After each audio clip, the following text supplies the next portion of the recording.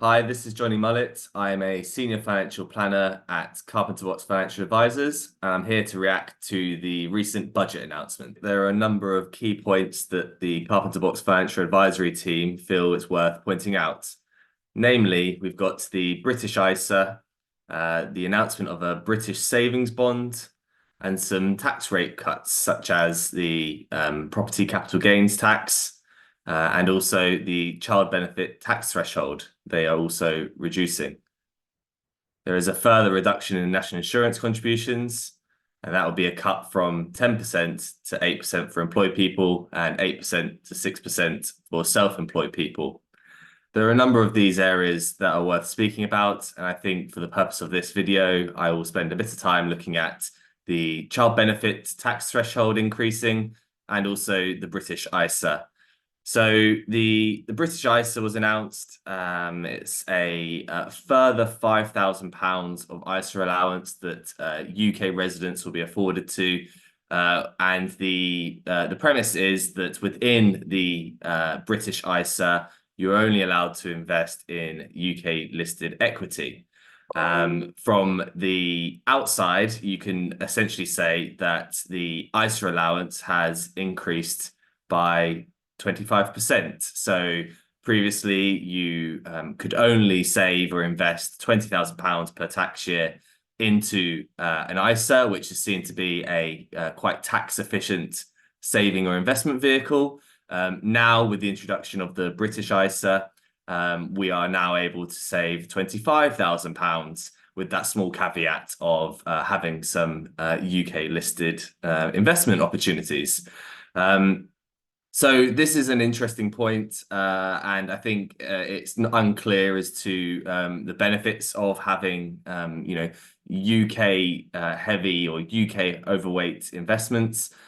We at Carpenter Financial Advisors will promote a diversified portfolio, and so this is a welcome addition.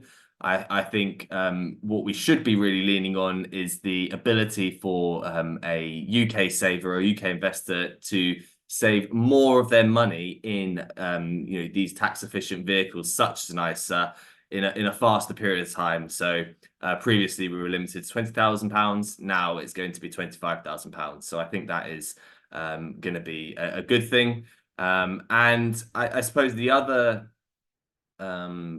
good and welcome addition is the increase in the child benefit tax threshold. So previously, if you had a child, you were due some child benefit. However, that child benefit was tapered and effectively expunged by a child benefit tax if your gross income exceeded £50,000. Having it be completely expunged should you earn more than £60,000. These thresholds have increased, so now the child benefit tax begins at £60,000 to be fully tapered off when we get to £70,000. The second point we want to talk about is the child benefits tax threshold. So this is going to increase from £50,000 up to £60,000, with it being fully tapered, or the tax completely expunging the tax benefit or the child benefit at the point in which your gross income reaches £80,000. So this is quite good news for people, as people's salaries have increased over the years.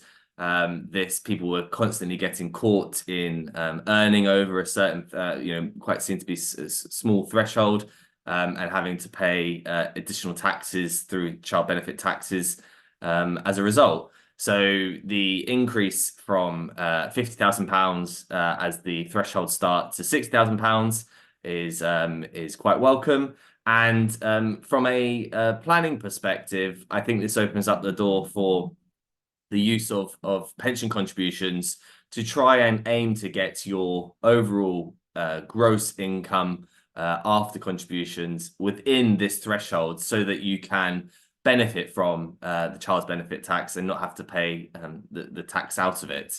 So a working example of this is knowing that the child benefit would be fully tapered once you reach an income of £80,000.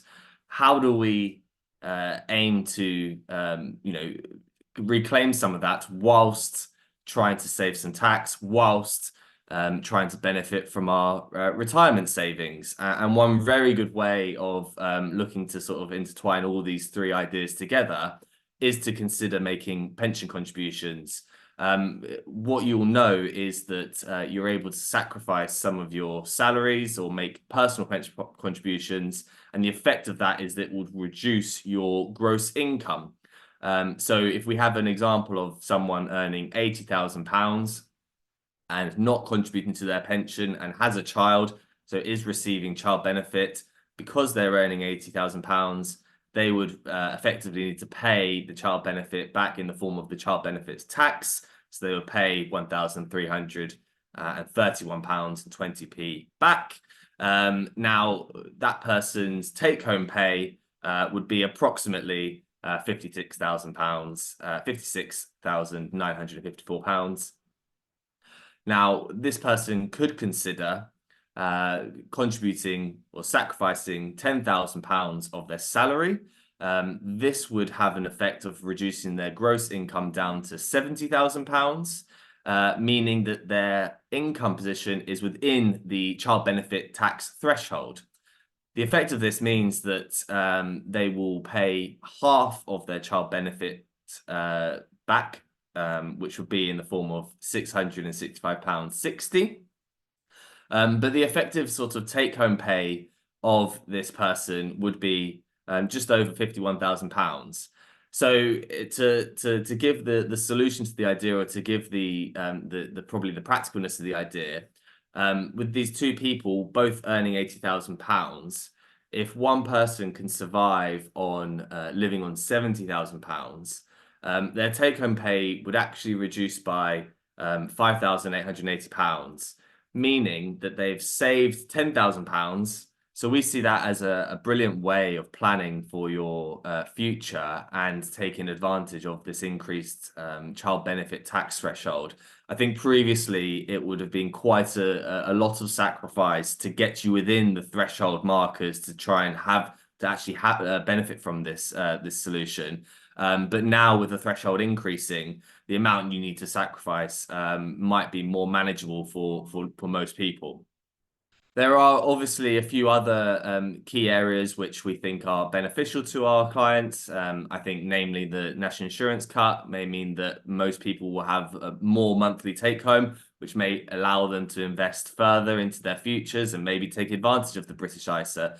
The property capital gains tax changes have stated that the people with second properties or investment properties upon selling will generate a gain. That higher rate gain is going to be reduced from 28% to 24%. And then finally, we've got the announcement of a British savings bond. So this is a new bond that's offered by the NS&I, the National Savings and Investments. So this is a government-backed savings plan. So we would view this to be quite a secure line of saving. The rate offered for this savings bond has not been announced, but we do know that it will be a 3-year savings bond. So this might be quite attractive for people where risk of default is a big problem in their mind. And so taking advantage of a savings plan that is backed by the government will be seen as a more secure line of saving.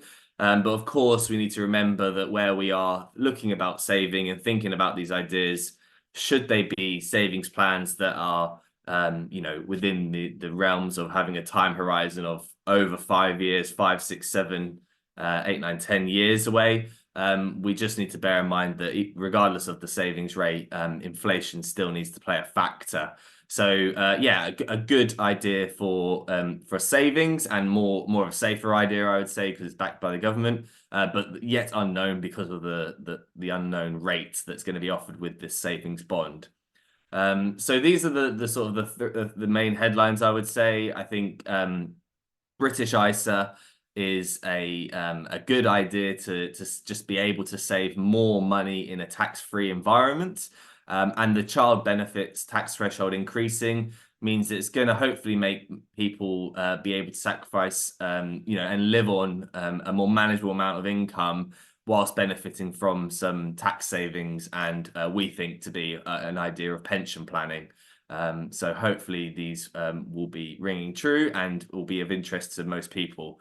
I would say if there were any key or specific details about your personal circumstance and objectives, you should contact us at Carpenter Financial Advisors, and we can speak about the various changes in greater detail with respect to your personal circumstances. Thank you very much. This is Carpenter Financial Advisors. Thank you for watching today's video. For more information on ways to secure your financial future, visit our website. For more videos about financial planning, please like and subscribe to stay up to date.